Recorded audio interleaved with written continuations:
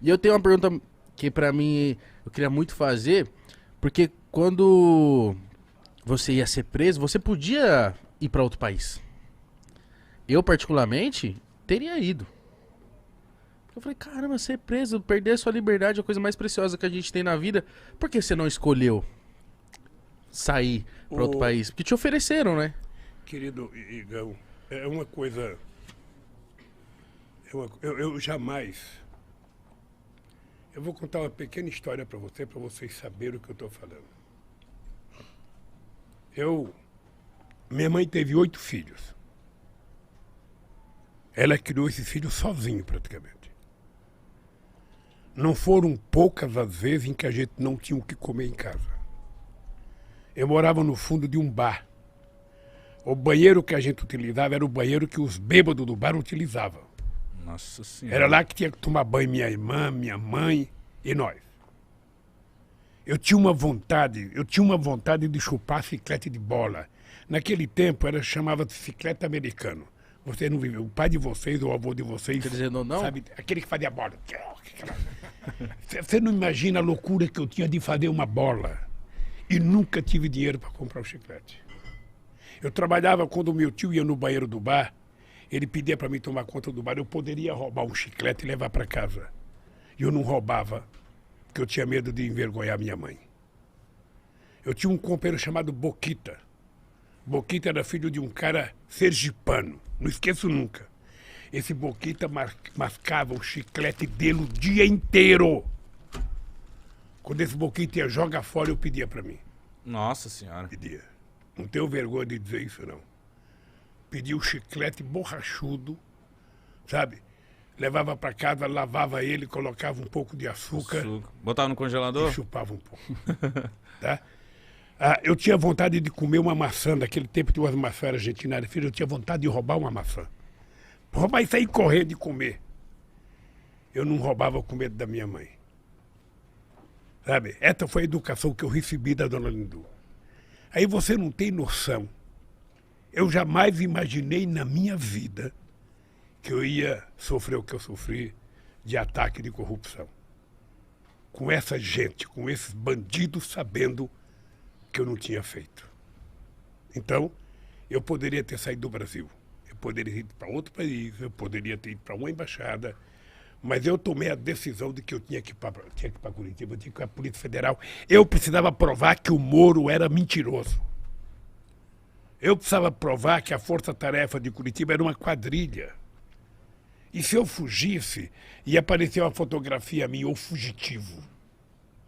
E eu não tenho mais idade para isso, cara. Eu tenho um bisneta, eu tinha que honrar a dona Lindu.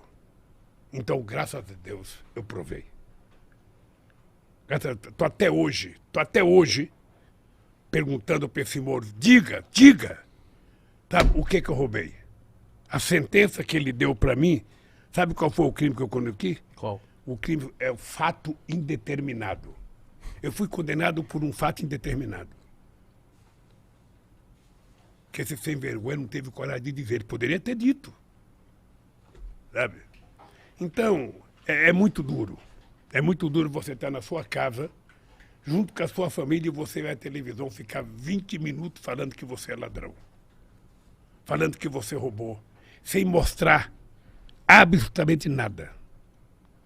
Sabe? Então, isso foi muito duro. Eu jamais imaginei passar isso na vida, jamais. Essa é uma marca profunda que eu vou levar na minha vida, sabe?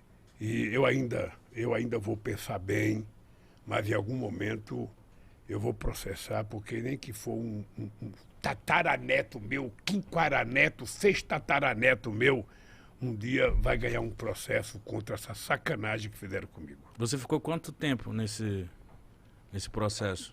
Eu fiquei preso 580 dias. Mas o processo foi 4 anos de denúncia, sabe? E aí eu sou agradecido àquele pessoal que fez a vigília para mim em Curitiba, aquelas pessoas que ficaram lá, embaixo de chuva, embaixo de sol, sabe? Eles cantavam todo dia de manhã para mim, gritavam bom dia, presidente, boa tarde, presidente, boa noite, presidente, durante 580 dias. Então é uma coisa que marcou a minha vida. Eu saí da cadeia um outro homem, tive a graça de Deus de sair, sabe, para Cajacajanja, sabe? Ela morava em Curitiba, ela mandava uma comidinha para mim toda noite, sabe? Ela te conquistou pela comida. É. Nordestino, né? Conquistou mano? pela barriga. Não, ela não deixava eu mandar minha roupa para lavar fora, ela queria ela levar para casa para lavar. Aí quando eu saí, eu falei, não tem outro jeito, eu vou casar com a bichinha. Ô, mas o que passava na sua cabeça lá dentro? O que você aprendeu? O que você falou que você virou outro... Olha, O que passava ali dentro? ô, Mitico, é engraçado porque o sofrimento, às vezes, ele te ensina a ficar maior, mais generoso. Eu não podia ficar com ódio dentro da cadeia, porque senão eu tinha que ficar dando cabeçada na parede. Então eu comecei a ler muito, sobretudo sobre a escravidão, para conhecer um pouco melhor o Brasil. Eu comecei a pensar na minha vida, o que tinha acontecido na minha vida, o que eu já tinha feito.